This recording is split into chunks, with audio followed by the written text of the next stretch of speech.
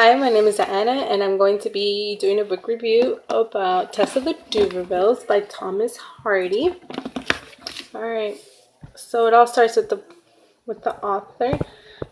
Thomas Hardy was born on June 2nd, 1840, in the rural region of southwestern England, and that place was to become the focus of his fiction, especially Tess of the Duvervilles. Although he built a reputation as a successful novelist, Hardy considered himself first and foremost a poet. But soon after Tess of the Duvervilles, which was published in 1991, was published, its sales assured Hardy's financial future. But the novel also aroused a lot of controversy. He became famous for his compassionate, often controversial portrayal of young women victimized by the um, righteous rigidity of English social morality. Perhaps his most famous depiction of such a young woman is in Tess of Duvervilles. Hardy was frustrated by the controversy caused by this work, and he finally abandoned his novel writing altogether, spending the rest of his career writing poetry. Um, so, in the book Tess family, um, in the Tess of the Duverville illustrates this change as Tess' parents, the Duvervilles, lose themselves in the fantasy of belonging to an ancient family, the Duvervilles. Hardy's novel strongly suggests that such a family history is not only meaningless, but utterly undesirable. The poor John Duverville, Tess' dad, John, is stunned to learn that he is a descendant of an ancient noble family, the Duvervilles.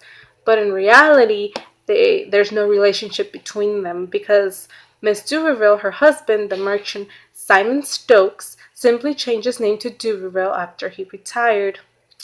Tess spent several months.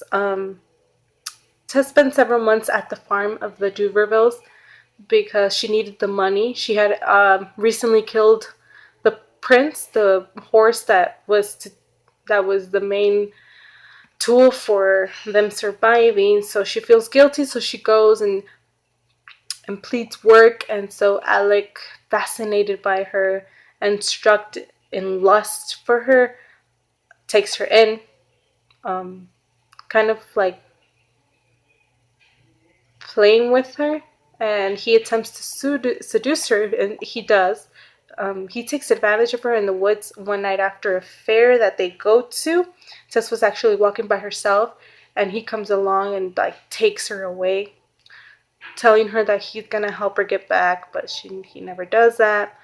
She knows that she does not love Alec. She returns home to her family to give birth to Alec's child, who she christens Sorrow. She mourns over her child, and after she finally accepts a job as a milkmaid at the Talbot-Face Dairy.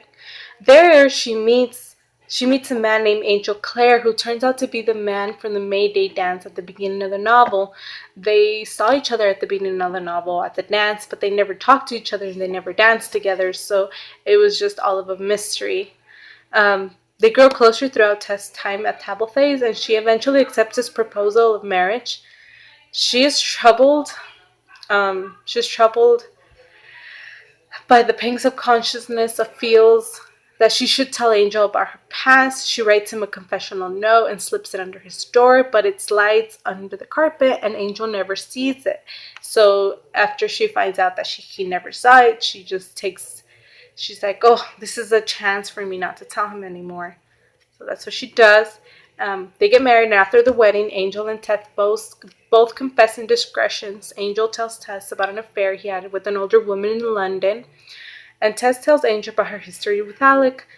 Tess forgives Angel, but Angel can't forgive Tess. He gives her some money and boards a ship bound for Brazil. So he leaves her. He tells her that she's not the same anymore, that she's not the flower that he had fallen in love, that he totally doesn't recognize her, and he kind of says that he hates her for not being the person that he had fallen in love with. So he goes to Brazil thinking that he might establish a farm because he is a farmer. He's trying to be a farmer. He tells Tess he will try to accept her passport, warns her not to join him until he comes for her.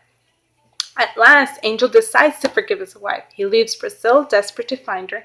Instead, he finds her mother, who tells Tess has gone to a village.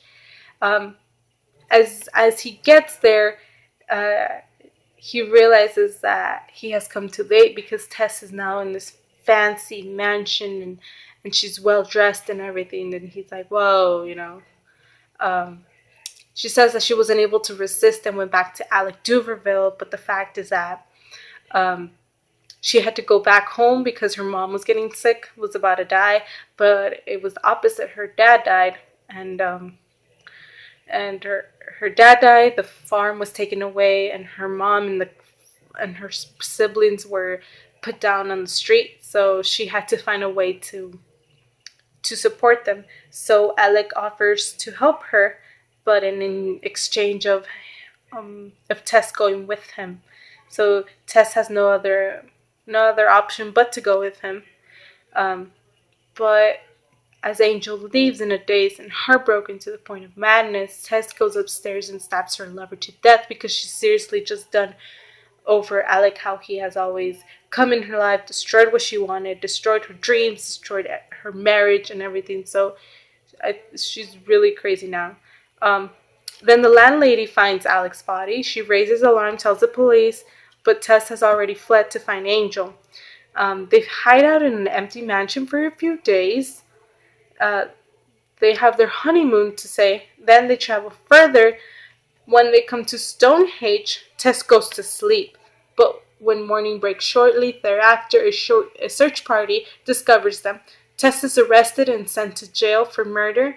Angel and Liza Lou watch as a black flag is raised over the prison, signaling Tess' execution. So it just kind of says that, you know, she's nothing to society. What he did to her was nothing. But her defending herself and killing him is the worst. We can see the theme of here. The injustice of existence is very, very bold and clear here. The unfairness dominates the lives of Tess and her family to such an extent that it begins to seem like a general aspect of human existence in Tess of the Duverville. So it just doesn't matter whatever. It just doesn't matter the way you live or who you are. Men dominating women. It's one of the recurrent themes in the novel, which men can dominate women, exerting a power over them linked primarily to their maleness. Just because they're males, they get more power. As when Alec acknowledges how bad he is for seducing Tess for his own momentary pleasure, Alec acts of abuse and most life-altering event that Tess experiences in the novel is clearly the most serious instance of male domination over female. So they never get over it. He's always controlling her in every aspect of her life, even if he always seems to have control of her life, and it's very sad. But it's a very good book. It's a love triangle sort of thing. And it's a very good book for any people that like to read kind of old books. Pretty good book. You should read it if you like it.